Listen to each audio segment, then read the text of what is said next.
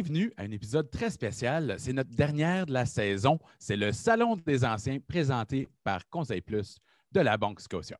Conseil Plus, découvrez comment une simple conversation Conseil Plus peut vous aider à atteindre vos objectifs. Nos invités ont définitivement se sont rendus, ils se sont atteints leur objectif avec toi, Patrice. Peux-tu m'expliquer premièrement, c'est comment c'était vraiment là, gagner une Coupe Stanley? C'était frère, ça, hein, vraiment? Bien, écoute, Marc, c'est... Oh, c'est Vincent D'Anfos et j'ai même pas mentionné Vincent D'Anfos et Guy Carbonneau. Je suis tellement excité que j'ai oublié, mais c'est nos deux invités spéciaux. Et c'est ça, c'était comme de la famille, hein, Patrice? Tout à fait. Écoute, Carbo, Vincent, ça a été comme tu l'as mentionné, c'est comme des frères. Hein? Quand tu gagnes une Coupe Stanley avec des coéquipiers de cette trempe-là, bien, on est unis pour la vie.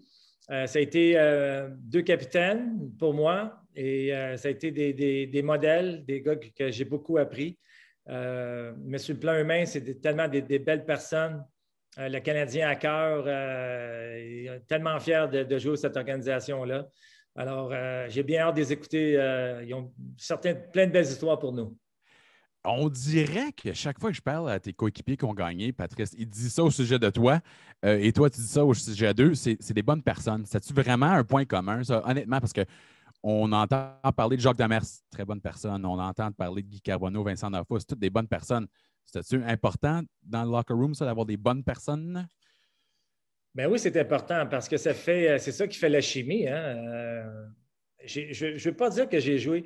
Il y a certaines personnes Oui. qui vont avoir moins d'affinité. Ça, c'est normal. Tu vas le respecter en tant qu'équipier, mais est-ce que tu vas aller souper avec lui? Peut-être pas.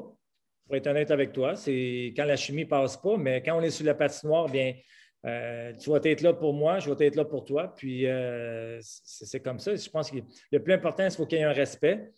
Et quand je dis que c'est des belles personnes, parce que c'est des gens que j'apprécie beaucoup, oui, que j'ai passé des beaux moments avec eux. Et je sais qu'ils vont tout le temps parler en bien de moi, puis je vais dire la même chose. Alors, c'était des coéquipiers exemplaires et j'ai beaucoup, beaucoup apprécié jouer avec ces deux gars-là. évidemment, le balado des Salons des Anciens est présenté par Banque Scotia. Scotia Conseil. Quelle sorte de bonnets as-tu reçu, Patrice, à voir? De ces jours-ci, les bonnets sont gigantesques. Dans ton temps, peut-être un peu moins, hein? Bien, quand j'ai signé mon premier contrat, je me suis fait repêcher en 1989. Et moi, j'étais un choix de deuxième ronde. Alors, le choix de deuxième ronde était 55 000 de bonus. Hey, c'est pas pire, ça. Et comme je vous ai mentionné, j'ai acheté ma première voiture. J'avais 18 ans, je m'étais acheté un Jeep parce que j'avais besoin d'un véhicule pour me déplacer, que ce soit l'école, que ce soit l'aréna, j'avais besoin d'un véhicule.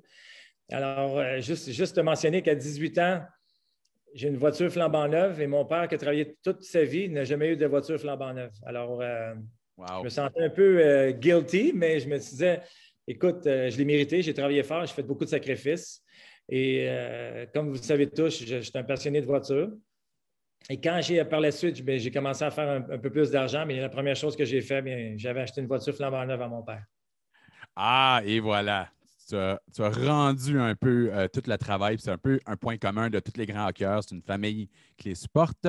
Et aussi, le point commun ici que Patrice vient juste de dire, travailler fort, travailler fort. On va l'entendre des grands champions de la Coupe Stanley avec qui qu'on va discuter bientôt. Ce n'est pas une affaire de toujours de talent, c'est une affaire de travailler fort. Il faut avoir le talent, on le sait. Patrice avait le talent, mais il faut travailler fort. Et finalement, pendant qu'ils ne sont pas ici, c'était qui le meilleur capitaine entre les deux? Mais c'est du coup, c'est à peu près deux types de joueurs un peu. Même si Carbo, c'était un joueur défensif, Carbo, ce n'était pas un joueur qui parlait beaucoup. Mais c'était un gars tellement respecté. On sait que quand Carbo sautait à sa patinoire, il aurait fait n'importe quoi. On sait comment il glissait devant les rondelles. Là, c'est un gars qui a l'équipe à cœur, puis tu le sais, ça. Alors, il était tout le temps le nez premier. Il y avait une escarmouche, Carbo était là, et tandis que Vincent, lui, c'était plus le gars qu'il savait qu'il fallait qu'il performe parce que c'était un joueur étoile. Alors, il y avait il y avait un peu plus de pression parce que l'attaque était sur ses épaules, mais aussi Vincent, ce n'était pas une personne qui parlait beaucoup, mais encore une fois, quand il parlait, on écoutait. Mais le plus important pour moi, Marc, c'est quand le joueur embarque sur la patinoire, il donne, tu le vois, qui fait n'importe quoi pour aider ses coéquipiers à venir meilleurs et essayer de n'importe quoi pour essayer de faire gagner l'équipe. Alors, Vincent et Carbeau, c'était ça. C'était deux capitaines extraordinaires que j'ai beaucoup, beaucoup apprécié jouer avec eux. Et si tu demandes à Wayne Gretzky et Kelly Rudy, ils vont être d'accord que ces deux-là, Vincent et Guy, ont donné leur tout. Évidemment, on sait comment que cette série-là est passée, comment que le Canadien a gagné une Coupe Stanley. C'est des belles mémoires pour moi, c'est des belles mémoires pour toi, Patrice. Et on va en discuter de retour avec nos invités très spéciaux dans le Salon des Anciens, présenté par Banque Scotia Conseil. Ça va être Guy Carbonneau, Vincent Danfous et Patrice Brisebois, des champions de la Coupe Stanley. Dès le retour. Voici Conseil Plus, une nouvelle façon d'élaborer un plan personnalisé pour vous aider à garder le cap. Nous apprenons à mieux vous connaître, puis nous élaborons un plan qui évolue à votre rythme en y ajoutant des produits et solutions selon vos besoins pour vous aider à atteindre vos objectifs actuels et futurs. On apprend à vous connaître pour mieux vous guider aujourd'hui et demain. Conseil Plus, uniquement à la Banque Scotia. Gagnant du Trophée Selke, gagnant de la Coupe Stanley 2 fois, Guy Carbonneau, bienvenue. Ça me fait plaisir. C'est du fun de faire partie de votre podcast. C'est toujours le fun de revoir des anciens joueurs avec qui tu as joué, puis de voir on va avoir la chance peut-être de voir quelques personnes qui nous supportaient dans ces années-là. Gagnant de la Coupe Stanley, 1200 points. Hey, c'est fou de dire ça, 1200 points dans la Ligue nationale. 1200. Et on compte même pas les séries, là. Mais 1200 points dans la Ligue nationale. Vincent Danfous, un de mes héros d'enfance. Comment ça va, Vincent? Ça va bien, vous autres. Moi aussi, je suis content d'avoir les anciens coéquipiers. Moi, j'ai gagné une Coupe Stanley avec Carbeau et Patrice. C'est le fun parce qu'après 30 ans, des fois, j'oublie des histoires. Quand on parle d'histoire, il y a des choses que j'ai oubliées qui me reviennent en mémoire quand j'entends d'autres coéquipiers compter les affaires. Donc, en parlant d'histoire, on m'a dit que, évidemment, vous avez gagné la Coupe Stanley ensemble. Il y avait peut-être des belles petites histoires derrière la scène quand vous avez gagné la Coupe Stanley. On m'a dit que Céline Dion était là. Qui d'autre était là? C'était comment célébrer une Coupe Stanley? Évidemment, vous étiez dans le forum. Vous ne pouvez pas bouger. C'est littéralement, vous ne pouvez pas sortir. C'était comment ça, célébrer ensemble dans le forum?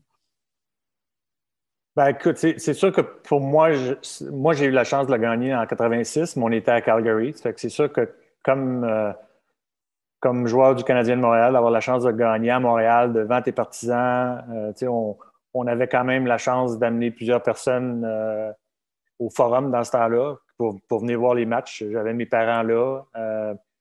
Je veux dire, juste le fait, justement, tu rentres dans la chambre. Premièrement, tu es très heureux, très content. C'est une longue saison. Tu t'entraînes à chaque été pour justement espérer te rendre jusqu'au bout.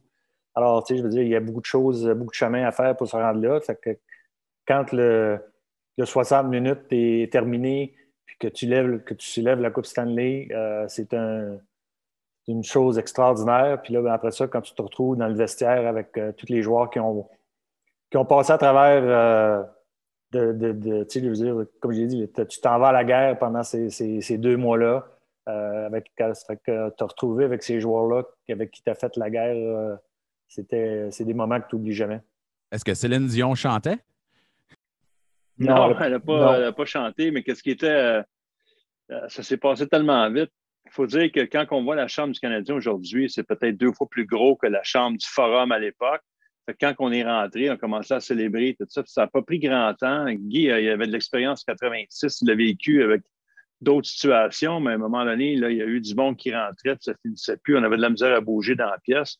Moi, je me souviens d'avoir vu Céline et René rentrer, mais j'étais plus concentré sur mes parents, mon frère, mon oncle, ma famille à moi pour célébrer avec eux autres. Puis je pense que c'est Guy qui a eu une bonne idée à un moment donné, après une demi-heure de ça, où on avait de la misère à se voir entre coéquipiers puis célébrer ensemble. Il a fait sortir tout le monde.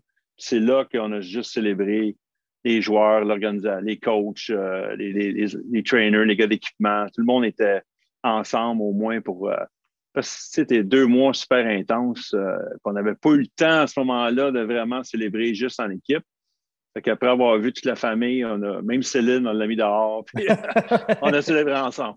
C'est toi qui l'as mis dehors, Patrice, Céline? C'est toi qui as dit Non, c'est le vraiment temps? pas. Moi, j'étais le joueur le plus jeune de cette édition-là, alors j'avais rien à dire. Moi, je suivais.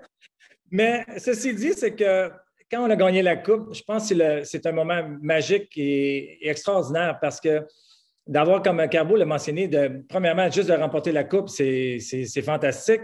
De le remporter devant tes partisans et par la suite d'avoir ta famille, tes parents, moi, mon frère, ma soeur, mes 2 frères étaient là. De voir cette joie-là. Parce que, veut pas, nos parents, ils nous ont aidés tout le long de notre carrière. Et ils ont fait des sacrifices aussi pour nous. Alors, cette soirée-là, c'est le plus beau cadeau qu'on pouvait offrir à nos parents.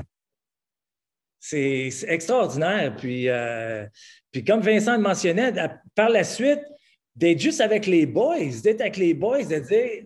Parce que quand tu gagnes une Coupe Stanley, tu es comme un frère pour la vie.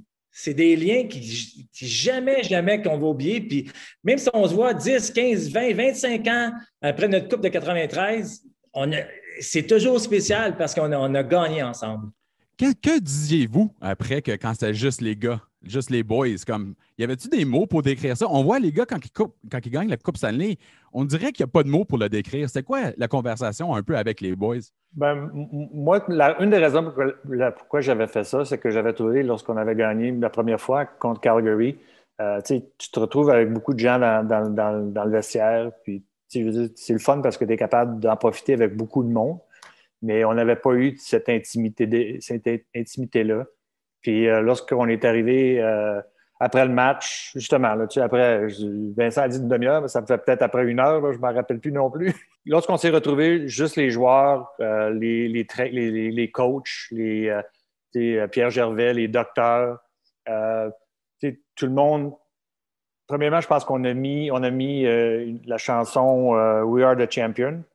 Puis après ça, ben, il y a quelqu'un qui s'est levé, puis qui a parlé, puis remercié les docteurs, remercié les coachs, remercié blabla. Après ça, ben, il y a eu quelques docteurs qui ont pris la parole. Je veux dire, ça n'a pas fait ça pendant 2 heures de temps, là, mais il y a eu du monde qui était moins impliqué peut-être dans l'équipe, mais qui avait vu à quoi on a passé à travers. Je veux dire, moi, je me rappelle quelques docteurs, je l'ai fait aussi à Dallas en 99. C'était la première fois qu'ils gagnaient la Coupe Stanley là-bas. Puis il y avait des docteurs qui avaient parlé puis qui avaient dit des choses extraordinaires là, parce qu'ils n'avaient jamais vu des joueurs passer à travers les blessures, puis se relever, puis rejouer le lendemain, puis des choses comme ça. Ça fait que c'était vraiment émouvant à certains moments donnés, mais c'était vraiment quelque chose que je n'oublierai jamais. Je te dirais, moi, la différence entre gagner un match en série et gagner la Coupe, c'est que tu sais que c'est fini. Il n'y en a pas d'autre. Fait que tu peux te laisser aller. On fumait les cigares dans la chambre, on buvait de la bière, on avait du fun, on prenait des photos. On savait qu'il n'y avait pas d'autres matchs. Parce que quand tu gagnes, c'est éphémère. Tu gagnes un match, la Coupe, tu en as un autre, tu en as un autre. C'est 2 mois que ça dure. Fait que je pense que c'est un relâchement. Il y avait des témoignages. Tout le monde disait qu'ils s'aimaient. C'était comme un gros party ensemble. Il ne faut pas oublier non plus qu'à ce moment-là, il y avait une émeute qui se passait à l'extérieur du forum. Il y avait une émeute sur Sainte-Catherine. Fait que nous autres, on ne pouvait pas partir. On ne pouvait pas sortir du forum. Fait qu'après les heures qu'on a passées dans la chambre, on se faisait dire, les gars, vous ne pouvez pas sortir d'ici. Fait qu'on s'est retrouvés, je pense, jusqu'à 4-5 heures du matin dans l'ancienne mise au jeu, toute l'équipe avec un peu de nos familles, nos amis, puis on a continué à célébrer dans le forum parce qu'on ne pouvait pas sortir de là. Il y avait du grabuge qui se passait à l'extérieur. Je ne sais pas si vous en souvenez, les boys, mais moi, c'est la première fois de ma vie que je me faisais pousser la barbe pendant 2 mois et demi. Non, pas moi. C'est tellement drôle quand je me suis rasé ce soir-là. J'avais tout le visage comme... Je pense que je pesais 175 livres. Alors, c'est des moments, là, après ça, je me regarde ces photos, je me dis, tabarouette, j'étais bien maigre, mais on était tellement en forme, on était, tellement, que tu regardes ça, tu fais comme, wow! Que ça fait, comme Vincent l'a mentionné, j'ai des photos, là, Marc, là, c'est extraordinaire, avec les boys, là, plutôt la coupe, puis c'est des souvenirs inestimables, puis c'est ça qui fait que tu veux pas, on dirait que ta retraite, tu ne veux pas la prendre parce que tu veux toujours essayer de poursuivre ce rêve-là. Je l'ai mentionné, j'étais un des plus jeunes, puis je me suis dit, j'avais gagné 2 médailles d'or championnat mondial junior, puis j'ai dit, je vais 22 ans, je gagne la coupe. Je vais en gagner c'est facile. C'est jamais arrivé. C'est ça qui est triste, mais c'est ça qui fait la beauté du sport aussi, parce que ça prouve à quel point c'est difficile de gagner une Coupe Stanley. Et parlons un peu des visages. Vous avez eu la chance de faire la parade. On a vu des milliers de fanatiques du Canadien. Peut-être vous vous rappelez peut-être pas là, du matin par après. Je me rappelle plus. Contez-nous un peu comment ça s'est passé la parade et si vous vous rappelez du tout des visages des gens et des grands sourires des Canadiens. Mais c'est sûr qu'en 93, on a eu plus de plaisir. Moi, en 86, c'était ma première coupe. On a fait le défilé dans des voitures. On était derrière des Mustangs, 2 ou 3 3 joueurs par automobile. Il devait y avoir, je ne sais pas, des centaines de mille de partisans. Il faisait à peu près 98 degrés. On était parti de l'hôtel de ville jusqu'en dessous du pont, puis on est revenu sur la Sainte-Catherine. Je pense que ça a pris 7h30, 8h pour faire une parade d'à peu près 6-7 km. Ça fait qu'on est arrivé magané. Oui, hein? Juste un peu. Ouais, les autos aussi étaient maganés. Oui, les maganés. Ça, c'était pas votre faute, ça. En 93, c'était plus... C'était différent. C'était vraiment... On était dans des camions, on était sous-élevés, on n'était pas proche des partisans, mais on a eu le temps d'en profiter pareil. Carbo, on commençait à l'hôtel de ville encore. On s'en allait sur la rue Sherbrooke au lieu de prendre la Sainte-Catherine. C'est ça. Moi, c'est un de mes meilleurs souvenirs, c'est la parade, parce que c'est là que tu voyais l'impact qu'on avait sur la population, sur les partisans, parce que pendant 2 mois, nous autres, même à domicile, on était à l'hôtel. On n'allait pas chez nous, on jouait des matchs, on se retrouvait à l'hôtel, sur la route comme à la maison, puis on ne savait pas trop ce qui se passait à l'extérieur, mais on a gagné 10 matchs en supplémentaire, fait que les partisans étaient là, étaient présents, fait que la parade, c'était un peu... Tu voyais l'effet qu'on avait sur les partisans du Canadien. Tout le monde capotait, tout le monde avait du fun, tout le monde était sur le party. Puis oui, on a été élevés sur des 18 roues, sur des plateformes, mais moi, je me souviens, il y a quelqu'un qui m'a lancé une coupe. Tiens, il m'a lancé une coupe en bois, je l'ai encore, une coupe en bois. Moi, je versais ma bière là-dedans, je prenais ma Coors Light. Fait que ça, c'est un souvenir que j'ai qu'il y a un partisan qui m'a lancé une petite coupe en bois, je buvais ma bière là-dedans, puis je l'ai encore chez nous. Tu sais, c'était vraiment incroyable. Je ne sais pas combien de temps ça a pris, peut-être 3 heures, mais à cause qu'il y avait eu des émeutes pendant le match, il était préparé, il y avait eu comme un genre de V de anti-émeute, puis là, les 18 roues étaient en arrière, puis il y avait du monde de tous les bords, ça s'est super bien passé, pas de grabuge, rien. C'était fantastique, la parade. C'est vrai, les boys, moi, ça a été un des plus beaux jours de ma vie. Et ça prouve à quel point que les partisans du Canadien, comment ils nous aiment, comment ils nous apprécient. Et la journée de la Coupe, c'est vraiment la journée qui dit, regarde, on est là pour vraiment vous montrer notre amour. Et le seul point peut-être triste, Carbo l'a mentionné tantôt, c'est que quand j'étais petit, toutes les parades de la Coupe Stanley, c'était tout le temps Sainte-Catherine. Puis je me dis, un jour, je vais la faire, la parade Sainte-Catherine. Puis nous autres, ça a été sur Sherbrooke. Ah bon. C'est Sainte-Catherine, tu sais, c'est plus, mais sur Sherbrooke, c'était incroyable aussi, là, mais c'est Sainte-Catherine, c'est la rue Sainte-Catherine. Mais écoute, juste de l'avoir gagné, là, c'est quelque chose. Je vais vous ramener un peu. Au début de la saison, votre entraîneur, un homme que je respecte tellement au nom de Jacques Demers, il a dit « Et maintenant, les boys, voulez-vous faire partie de cette fabuleuse histoire? Voulez-vous voir hisser une bannière de la saison 92-93 aux côtés des 23 autres au plafond du Forum? Moi, comme entraîneur, je veux entrer dans la tradition gagnante du Canadien et pour y arriver, j'ai besoin de vous. J'ai besoin d'une implication complète de chacun de vous. Si on fait ça, on va l'avoir, notre bannière. » C'était quoi la réaction? Hey, il rentre dans le salon et il dit « On va le gagner, mais c'est à vous autres. » C'est quoi la réaction? Tu l'as dit d'une façon un petit peu plus romancée, là. Lui, il avait juste dit rentrer et dit qu'on allait choquer le monde du hockey cette saison. On allait gagner la Coupe Stanley. Puis il faut dire que c'était sa première année à Montréal, là. Il venait d'arriver. Fait que, on s'est tous regardés avec un petit sourire. Je veux dire, c'est le rêve de tout le monde. Mais pour un instructeur d'arriver dans une chambre Puis de dévoiler son état d'âme comme de cette façon-là, je pense que ça avait surpris plusieurs personnes. Mais il faut lui donner le crédit. Je veux dire, pendant tous les mois, pendant la saison, que ça allait bien ou que ça allait mal, il n'a jamais dérogé de cette chose-là. Son but, c'était vraiment qu'on se rende à la Coupe Stanley puis gagner la Coupe Stanley. Puis c'est ce qui est arrivé. Moi, ce que ça m'a appris, ça, c'est de voir grand puis de viser haut. Il n'y a pas de rêve assez grand que tu ne peux pas atteindre. Puis je l'ai vu même dans ma carrière. Je ne sais pas, Carbo, si tu as vécu ça toi aussi. Mais il y a des moi, j'ai commencé à Toronto. Puis cette organisation-là, comparativement aux Oilers d'Edmonton dans les fins des années 80, qui avait gagné 5 Coupes Stanley en 8 ans quand je suis arrivé à Edmonton, et Canadiens, c'était complètement différent. À Toronto, on ne parlait pas de Coupe Stanley. On ne parlait pas de rêve grand. C'était très petit comme objectif. Puis on jouait petit, puis on ne gagnait pas non plus. Quand je suis arrivé à Edmonton, j'ai vu une différence. J'avais des Coupes Stanley sur les murs. Puis à Montréal, c'est la même chose, c'est les bannières. Puis quand Jacques a dit ça, ben, tu n'as pas le choix d'y croire. C'est ton entraîneur, ton leader qui dit, garde, on peut gagner la Coupe Stanley. Puis c'est ça notre objectif. Ben, en partant, tu as des objectifs qui sont élevés. Puis pour moi, ça, c'était une leçon parce qu'il y a tellement de monde qui ont peur de mettre la barre haute quand tu as des objectifs en affaires comme dans le sport. C'est important de voir grand parce qu'on dirait que quand ça arrive, ben, tu l'as déjà imaginé dans ta tête. Il y a un dicton qui dit « Pense en champion, puis tu vas devenir un champion ». Je pense que qu'est-ce que Jacques Demers voulait seulement, le message qu'il venait nous passer, c'est dit « Moi, je crois en ce groupe de joueurs-là.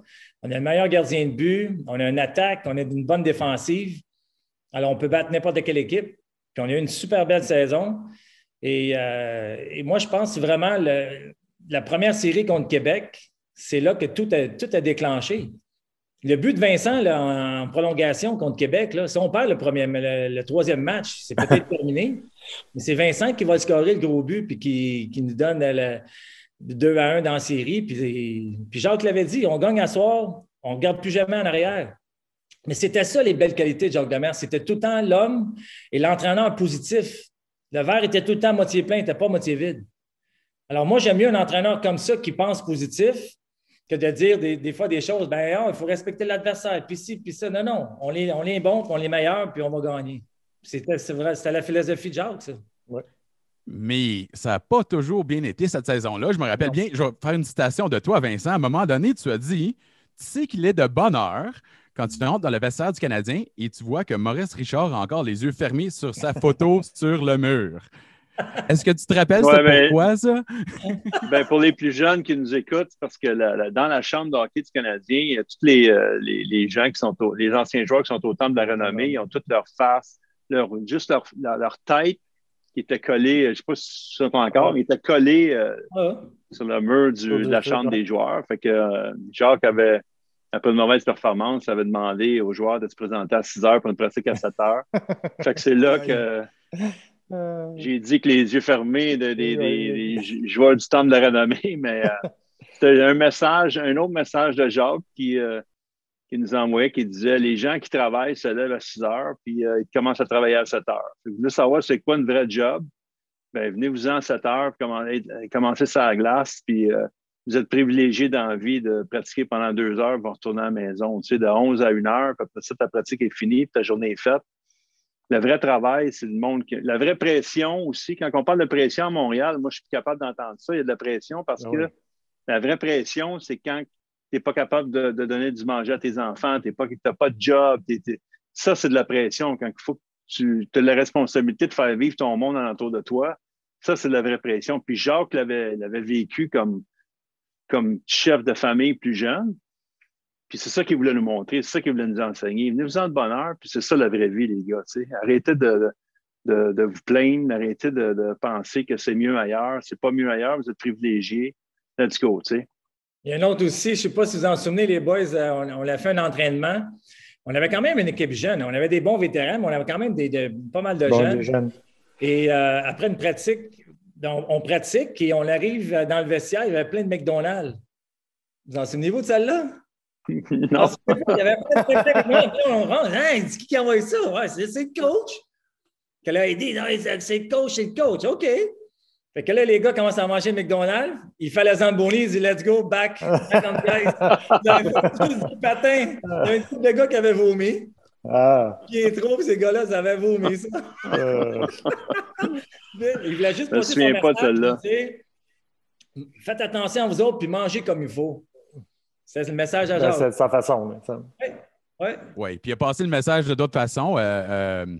Donne-moi donc la réaction de la petite histoire Paul DiPietro. Je trouve ça fascinant. Hey, ça, c'est motiver quelqu'un. Hein? Hey, puis il a fini par bien jouer, Paul. Tu parles avec avec l'équipement, là, oui. L'équipement dans la douche. Hein? Vous en souvenez-vous de celle-là, les boys? Vas-y, je sais pas ce que tu vas dire.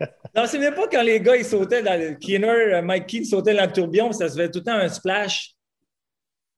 Alors, il y a un matin que Gilbert Dion il est échangé, puis là, Paul il avait pas bien joué. Puis Jacques l'avait un petit peu critiqué dans le journal. Puis Paul avait dit c'est ça, là, Gilbert est parti, il faut alors ça en prend un autre. Exactement. Puis Jacques il était vraiment, vraiment pas content. Et alors, il a pris son équipement, puis il l'avait mis dans un vidange. Puis après ça, il avait pitché la vidange dans le bain tourbillon. mais Paul, j'en souviens au forum, les toilettes étaient juste. Mais Paul était aux toilettes. Alors lui, il pensait que c'était Keener qui avait jumpé dans le tourbillon. Puis il sort des toilettes, puis il voit tout ça. Il dit, c'est quoi ça? Fait que là, ils ont dit, c'est ton équipement. Il a pratiqué dans cet équipement-là. Jacques n'était pas content ce fois-là, non. Non, mais ça arrivait de temps en temps que Jacques était fâché. Ouais. Mais il n'était pas fâché comme. Il n'était pas décollé, là. C'était un focus, là. C'était pas une raison. Il était capable de se fâcher. Comme à la Pat Burns, là, un peu, ou? Son style à lui, là, à la Pat Burns, moi, j'ai pas eu Pat Burns. Jacques était capable de mettre son pied à terre. Il se faisait pas niaiser par personne. Il était pas soft. C'était juste une bonne personne. Il se sentait quasiment mal le lendemain, mais sur le coup de l'émotion, des fois, il était capable de se fâcher puis de passer ses messages. Voici Conseil Plus. Une nouvelle façon d'élaborer un plan personnalisé pour vous aider à garder le cap. Nous apprenons à mieux vous connaître. Puis, nous élaborons un plan qui évolue à votre rythme en y ajoutant des produits et solutions selon vos besoins pour vous aider à atteindre vos objectifs actuels et futurs. On apprend à vous connaître pour mieux vous guider aujourd'hui et demain. Conseil Plus, uniquement à la Banque Scotia. Bon, parlons de pression parce qu'on est chanceux. On a deux capitaines du Canadien, évidemment.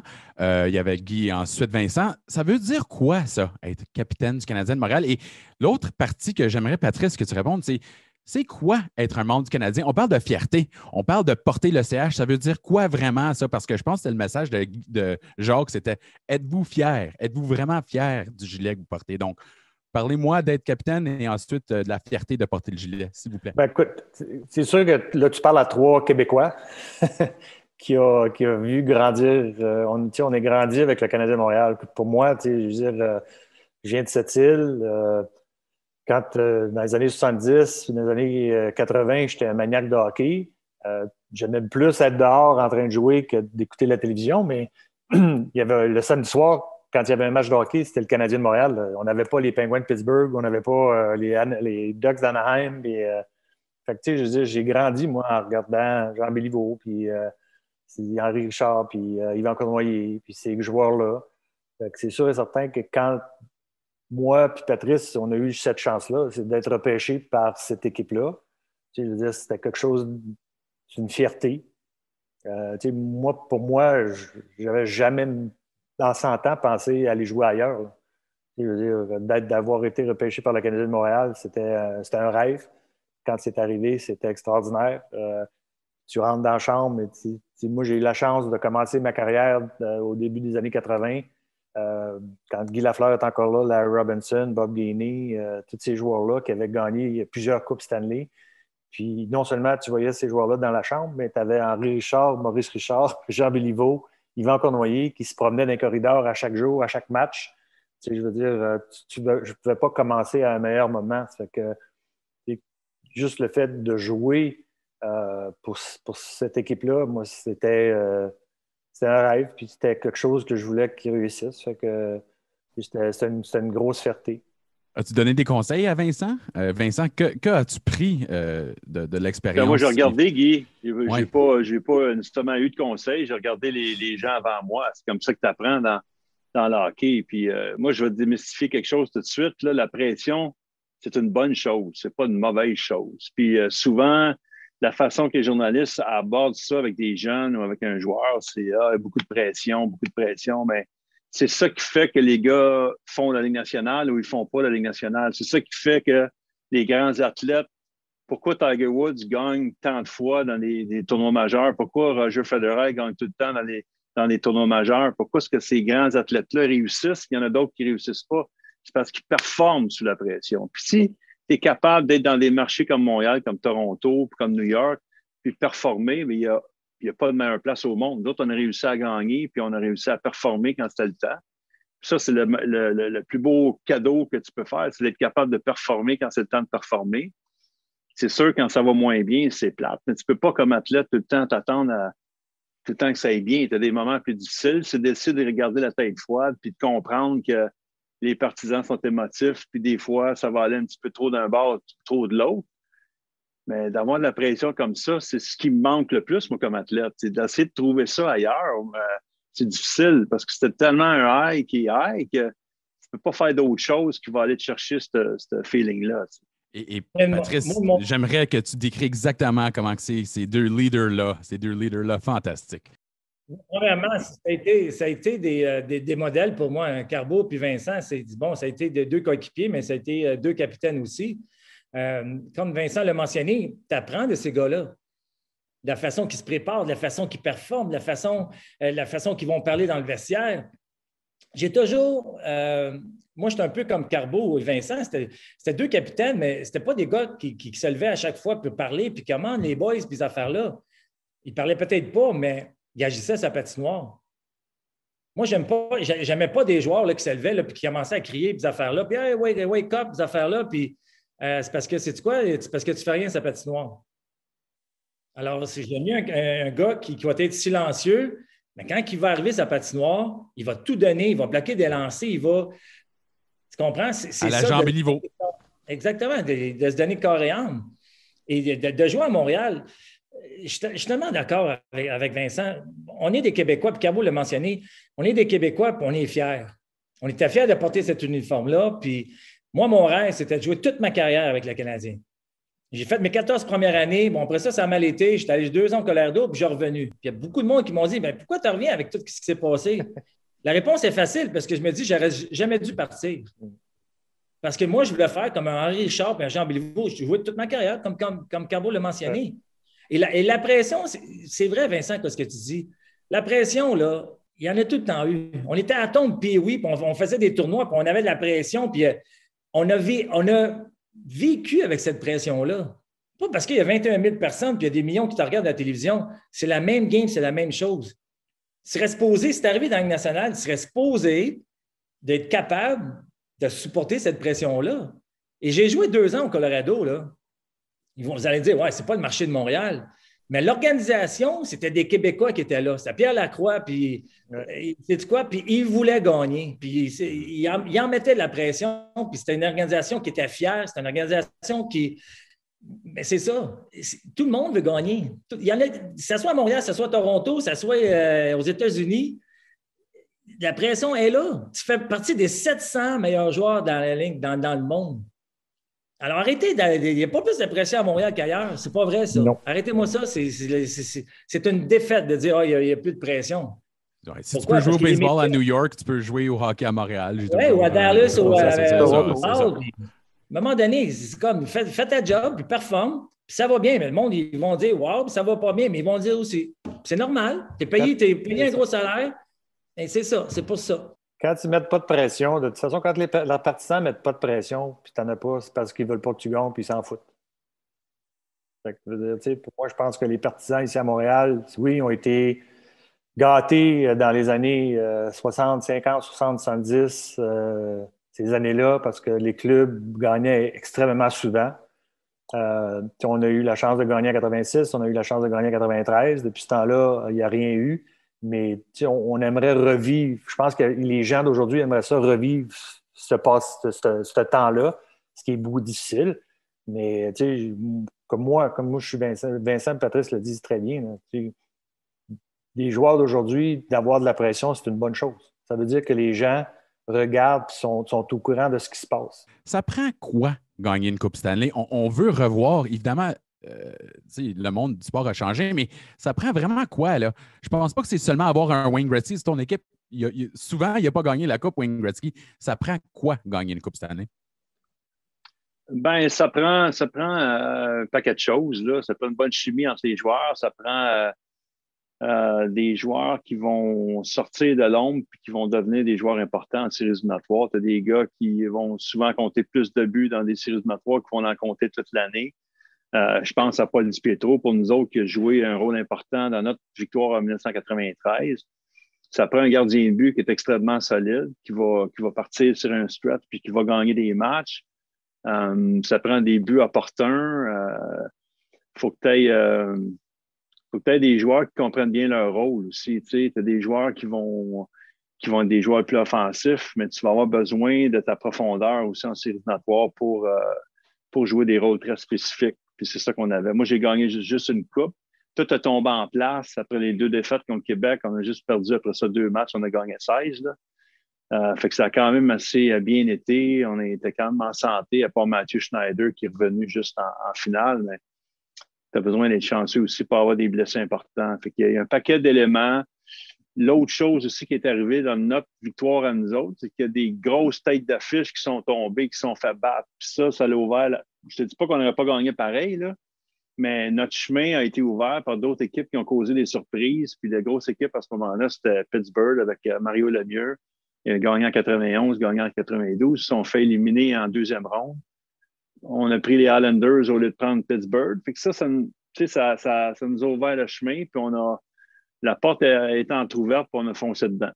C'est-tu vrai que les joueurs ont réagi d'une façon, disons, qui était un peu plus excitée, qu'il ne fallait pas affronter les Pingouins? Oui. Et moi, j'ai toujours dit, Darius Kasparaitis devrait avoir une bague en 93, là, parce qu'il a fait tout un effort cette année-là, mais hey, vous étiez content d'éviter les Pingouins, right? Définitivement. Ouais, je me rappelle, je ne sais pas si on jouait ce soir-là, puis on a vu la fin du match dans le vestiaire où on était à l'hôtel. On attendait, Guy, pour savoir où on allait aller. Exact.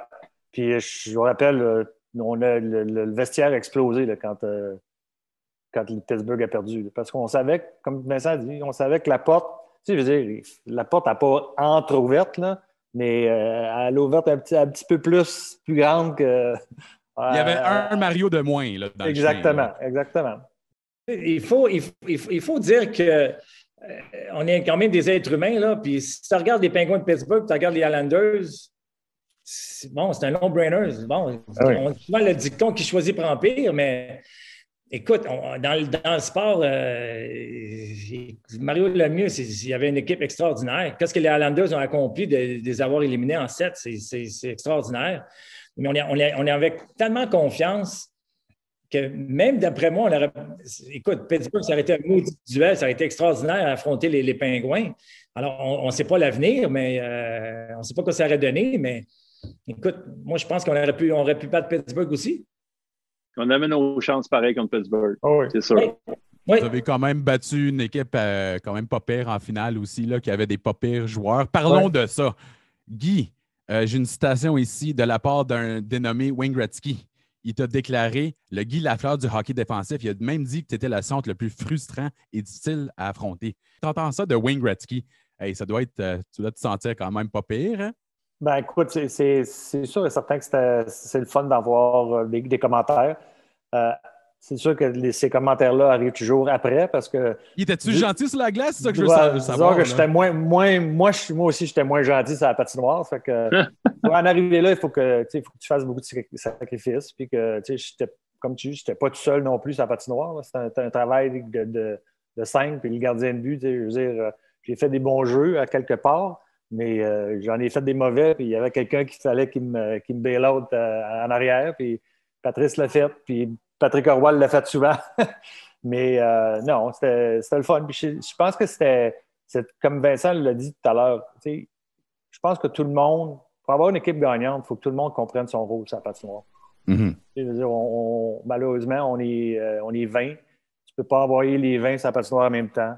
Tu ne peux pas envoyer les 20 sur l'avantage numérique. Tu ne peux pas envoyer les 20 en disant. Chaque joueur a son rôle, chaque joueur a son département. Puis c'est de le faire au meilleur de tes habiletés à chaque fois que tu es sur la patinoire. C'est ce que moi, j'essayais de faire. Et la majorité du temps, ça marchait. Il y a bien des fois que ça ne marchait pas, mais c'est le fun d'entendre. Les 3 trophées Selke, je pense que c'est la preuve que ça a fonctionné. Toi, Vincent, ton rôle, tu étais l'étoile offensif. Rentrais-tu dans cette série-là en disant comme « Wow, il faut que je sois un peu au même galon que Wayne Gretzky » ou tu pensais même pas à ça? Non, je ne pensais pas à ça. Je pensais que ça avait bien été quand même jusqu'à ce moment-là. Je savais qu'il fallait que je fasse ma part offensivement, puis je me sentais bien. On avait quand même 3, 4 jours, 5 jours, des fois une semaine de repos en chaque série parce que ça finit quand même rapidement. C'était 6 matchs Québec, ça, 4 Buffalo, puis 5 les Islanders. On attendait toujours après les autres équipes. Toronto, Los Angeles, on était allés en 7 matchs. On attendait. Puis quand on est arrivé au premier match, on s'est fait battre parce que je pense qu'on avait une semaine avant la finale, puis on était rouillé un peu. Gretzky avait eu 4 points. Puis tu sais, je pense que c'est là que Guy parlait à Jacques. C'est là que le rôle de Guy, c'était de contrer à partir de ce moment-là Gretzky. Puis nous autres, notre rôle, c'est de produire offensivement ce qu'on a réussi à faire des moments opportuns. Puis tu sais, il y avait beaucoup de jeunes, Patrice en a parlé tantôt, beaucoup de jeunes dans cette équipe-là qui sont devenus des vedettes. Puis je pense à John Leclerc, je pense à Patrice, je pense à Éric Desjardins, des gars, même Matthew Schneider. C'était des jeunes défenseurs, des jeunes joueurs. On voyait en eux autres un certain talent, mais John Leclerc il avait une vingtaine de buts par année là, pendant 2-3 ans. Puis là, il marque 2 gros buts en finale de la Coupe Stanley, puis il s'en va plus tard à Philadelphie, puis c'est devenu une superstar. Éric Desjardins, c'est devenu une superstar. Tu sais, fait que on avait une très, très bonne équipe, mais on dirait qu'il n'y a personne vraiment qui nous voyait comme des favoris en séries éliminatoires. Mais avec les carrières de chacun, quand tu regardes individuellement cette équipe-là, on a quand même eu vraiment énormément de talent. Là. Et toi, Patrice, défendre contre. C'était pas seulement Wayne Gretzky, il y avait Tony Granato, il y avait Gary Curry, il y avait Luc Robitaille. Luc Robitaille, là, il était dominant à ce point-là. C'était comment défendre contre ces joueurs-là, Patrice? Bien, je pense que notre système de jeu, c'était pas compliqué. C'est de limiter les erreurs. Et des joueurs comme ça, les Kings avaient, comme tu l'as mentionné, avaient une bonne attaque. Alors, c'est de leur donner le moins de chances possible. Comme on dit en anglais, d'être dans leur visage, la séparation, de toujours mettre de la pression pour avoir le temps. Gretzky, moi, je ne sais pas si vous en souvenez, mais j'ai eu la chance de regarder tous les matchs. Et à chaque fois que Wayne est là, je suis quasiment tout le temps sur la patinoire. Écoute, aussitôt que Wayne avait la rondelle, c'est d'aller immédiatement dessus, de ne pas lui laisser le temps de faire ses jeux, parce qu'on sait que s'il donne 1 seconde ou 2, il va faire quelque chose.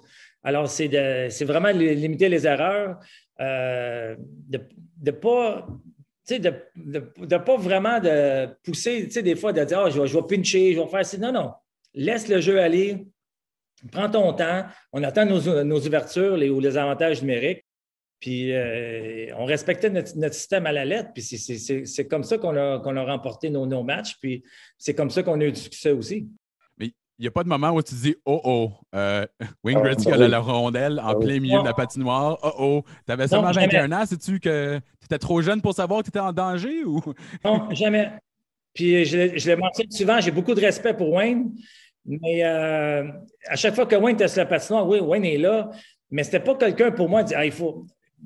En comparaison, disons, avec Mario Lemieux, là, pour moi, si tu dis qui est le meilleur joueur de hockey contre qui j'ai joué, c'est Mario Lemieux. Mario était capable de tout faire sur une patinoire. Il était capable de battre un contre un. Il était gros, il était fort, il avait un lancier, il y avait tout. Alors, Wayne, c'était plus un passeur. C'était plus. Alors, aussitôt, j'étais un bon patineur. Alors, aussitôt que j'allais dessus, bang, honnêtement, c'était pas quelqu'un qui me mettait sur mes talons. C'était un beau challenge. Wayne Gretzky est là, c'est le plus grand joueur de tous les temps, mais c'était un beau challenge. J'aimais ça jouer contre Wayne.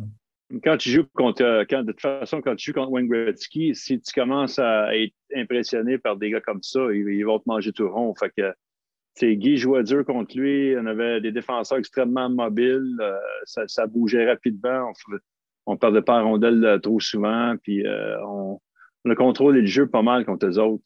Fait que c'était une belle série, ça aussi. En parlant de belle série, c'était évidemment, vous avez gagné la coupe au Forum. Décris, c'est quoi exactement les fantômes du Forum? Le monde disons, une génération plus jeune, il entend les fantômes, il dit quoi? Est-ce que Casper était là? Mais Moi, je me rappelle le premier match, il y avait de quoi dans l'air, là. Il y avait de quoi, l'électricité dans l'air. Donc, décrive-moi donc un peu, je sais, Vincent, il faut que tu pars bientôt. Décris-moi donc, ça veut dire quoi les fantômes du forum? Ben, les fantômes, pour moi, c'est plus les histoires qui s'étaient passées avant, les coupes qui ont été gagnées avant. Puis moi, c'était pas les fantômes plus que les anciens joueurs qui venaient alentour de nous autres, puis on les voyait pendant les matchs. Ils étaient là, on les montrait pendant les matchs. On avait une responsabilité, nous autres, comme joueurs, en portant ces uniformes-là, en jouant au forum, de connaître c'était quoi le passé de cette organisation-là, puis de ne pas décevoir personne. Moi, quand je vais voir un match de hockey du Canadien ou quand je décris un match, je suis un fan en premier. Là. Je prends pour le Canadien, moi, depuis que j'ai pris ma retraite.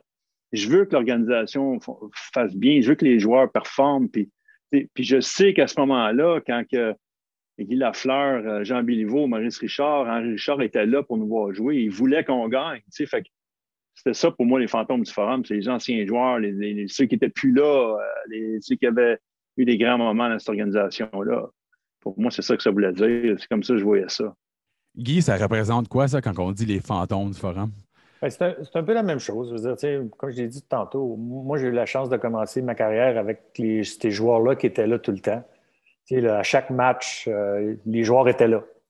Puis très, très souvent, si ce n'est pas tout le temps, on les voyait après le match dans la chambre. Ils venaient nous voir après, on parlait. On avait des soupers d'équipe pendant l'année où on invitait Jean Béliveau, Maurice Richard, Henri Richard. Ils étaient assis à notre table. On avait la chance de parler des histoires, de jaser de leurs histoires. Comment est-ce qu'ils ont gagné telle Coupe Stanley? Comment ça fonctionnait dans leur temps? Puis, je veux dire... dans les années, en 93, je pense qu'on était quoi? On était 13 ou 14 Québécois? Oui, tout à fait. Je veux dire, et vous étiez jeune aussi, là. Moi, Guy Carbonneau, là, puis comme Patrice Brisebois, puis Vincent Danfous, là, quand la saison terminait, là, on n'allait pas en Suisse, en Suède ou dans le fin fond des bois. Là, on allait autour de Montréal, puis on entendait parler pourquoi vous avez perdu, pourquoi vous avez perdu, pourquoi vous avez perdu. Puis là, on entendait parler qu'est-ce qui s'est passé. Dans le passé, Jean Béliveau, dans ce temps-là, il faisait ça. Fait que tu revenais au mois de septembre, tu avais le couteau entre les dents. Des fois, ça fonctionnait, des fois, ça ne fonctionnait pas. Mais l'été d'après, tu repassais la même affaire. Fait que c'est sûr et certain que pour nous autres, vouloir gagner, c'était, je ne dirais pas plus important, mais c'était quelque chose qu'on voulait faire. Et finalement, là, écoute, ça s'est passé tellement vite. Je sais, moi, je suis chanceux d'être avec mes héros d'enfance. Patrice, il faut que je te demande, toi, tu as eu un entraîneur au nom de Guy Carbonneau, me semble, à un moment donné. Est-ce qu'il était-tu gentil envers toi? Il était-tu un peu méchant envers toi? Il était comment comme entraîneur, mon Guy? Honnêtement, j'ai adoré jouer pour Carbo. Ça a été mes 2 dernières années que j'ai joué dans la Ligue nationale. Alors, c'est certain que mon rôle avait changé. Et Carbo, même je regardais les statistiques de Carbo en tant qu'entraîneur. Il était bon. Moi, j'ai de la misère à comprendre pourquoi il n'y a jamais eu d'autres offres. C'est triste à dire, là, mais c'est ça. Carbo était très préparé, il était des bons entraînements. Le gars a donné corps et âme. Alors, il s'attend aussi à que ses joueurs fassent la même chose. Alors, il y avait un respect entre les joueurs et l'entraîneur. C'est aussi simple que ça. Puis, c'est triste la façon que j'ai toujours mentionné que c'était triste la façon comment c'était terminé par Carbo parce que c'est quand même, tu sais, quand un entraîneur se fait mettre à la porte, c'est parce qu'il y a des joueurs qui n'ont pas performé, qui n'ont pas. Et encore là, on avait quand même une super belle saison. Est-ce que tu poussais un peu trop fort, des fois, Guy? Tu sais comment loin tu peux pousser Patrice? Tu sais de quoi il est capable? Est-ce que tu le poussais un peu fort? Non, mais je veux dire, comme tu pousses tous les joueurs, c'est le travail de l'instructeur, c'est de trouver les bons boutons pour que les joueurs performent au maximum de leur capacité. Il y a des jours, il faut que tu sois un petit peu plus dur, des jours que les joueurs comprennent, des fois, ils ne comprennent pas. Comme une fois, tu sais, je veux dire, l'instructeur prend des décisions qu'il pense qu'ils vont être les bonnes. Malheureusement, si on avait une petite boule de cristal, on changerait des fois souvent, mais c'est la vie. Puis j'ai aimé le temps que j'ai passé derrière le banc. Bon, ben, on a eu l'histoire. Là, on le sait, qu'est-ce que ça prend pour gagner une Coupe Stanley. Ça prend évidemment l'attention aux détails. Ça prend des athlètes qui sont concentrés, un bon focus. Ça prend un peu de chance. Ça prend Darius Kasparaitis. Et ça prend des joueurs légendaires comme Guy Carbonneau, Vincent Danfous et Patrice Brisebois. Écoute, les gars, je vous remercie tellement. C'est notre dernier épisode cette année. On était chanceux d'avoir nos invités. Je vais laisser ça à toi, Patrice, un peu, d'écrire ce que ça veut vraiment dire gagner avec ces gars-là et ce que ça veut dire vraiment là, porter le CH. Celui-là, là, hein? C'est ça, celui-là, oui.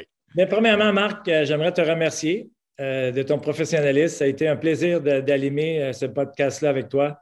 J'aimerais remercier aussi tous les invités qu'on a eus. Ça a été des moments extraordinaires. Moi, quand le Canadien m'a demandé de faire ça, j'ai tout de suite accepté parce que ça me donnait l'occasion de revoir des anciens coéquipiers, mais surtout des amis, des joueurs que j'ai appréciés, qu'on a vécu des bons, des mauvais moments.